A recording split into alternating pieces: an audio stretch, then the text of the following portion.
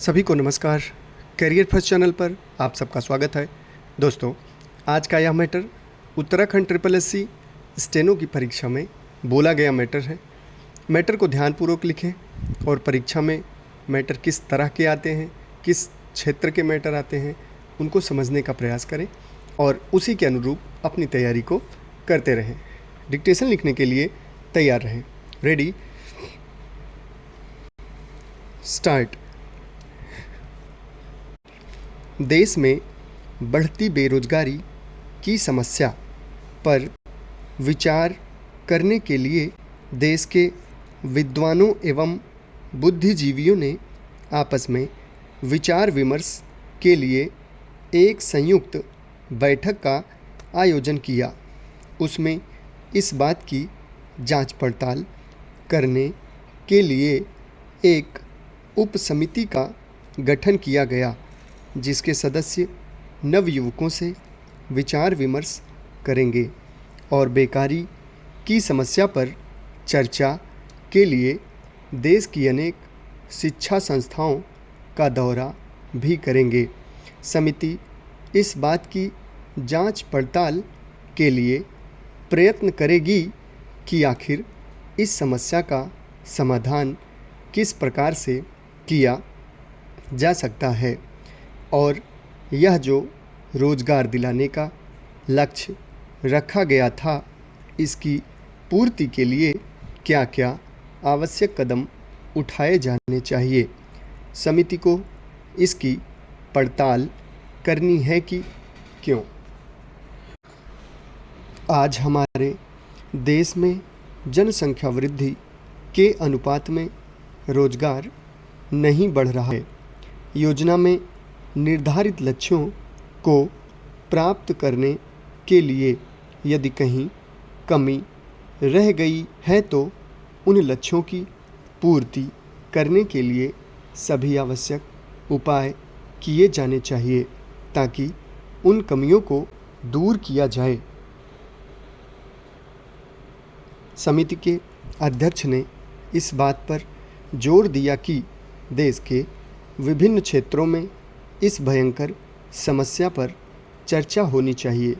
उस चर्चा के दौरान ऐसे कई पहलू सामने आएंगे जिन पर विचार किया जा सकता है और अपेक्षित उद्देश्य की प्राप्ति के लिए मार्ग प्रशस्त हो सकता है।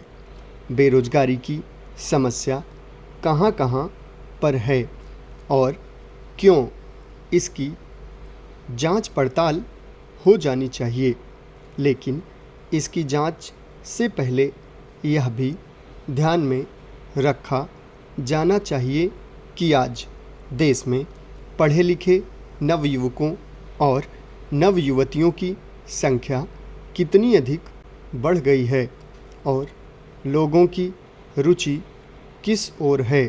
यह विचार करना चाहिए कि क्या सभी क्षेत्रों में बेरोजगारी की समस्या है।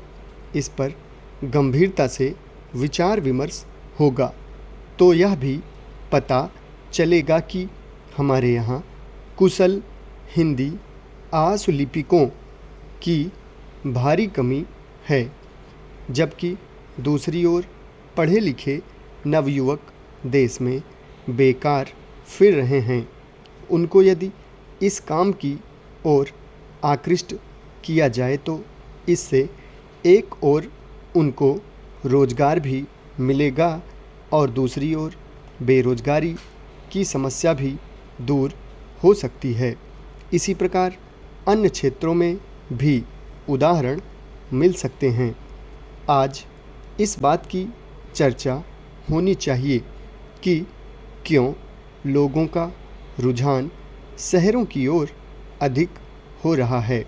इसकी जांच पड़ताल करने के लिए यह ज़रूरी है कि हम गांवों की परिस्थिति की ओर ध्यान दें।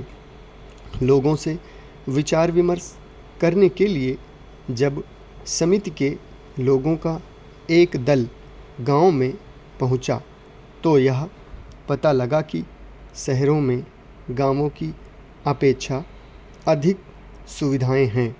अतः पढ़ने लिखने के बाद खेती करने के बजाय शहरों में नौकरी करना ही अच्छा है। लोगों का अभी भी यही दृष्टिकोण है कि यदि खेती बाड़ी ही करनी है तो इतना पैसा पढ़ाई लिखाई में बर्बाद करने से क्या लाभ है। समाप्त। धन्यवाद।